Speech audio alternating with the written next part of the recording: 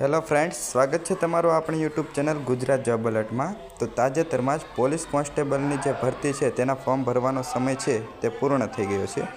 એમાં જોઈશું કે ટોટલ કેટલા ફોર્મ ભરાણા છે। તો આ વર્ષે રેકોર્ડ બ્રેક ફોર્મ ભરાણા છે।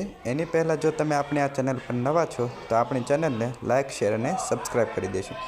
તો અહીંયા તમે જોઈ શકો છો કે પોલીસ કોન્સ્ટેબલની અરજીઓની કુલ સંખ્યા છે તે 14,28,000થી પણ વધારે છે।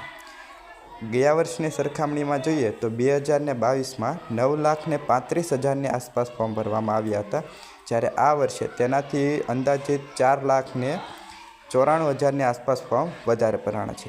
વધારાની પુષ્ટિ કરવા માટે આપણે જોઈએ તો કે યુવરાજસિંહ જાડેજા છે તેના દ્વારા પણ એ ટ્વીટ કરવામાં આવ્યું છે કે 13,591 ખાલી પોલીસની જગ્યા માટે 14,28,000થી પણ વધારે અરજીઓ આપવામાં આવી છે।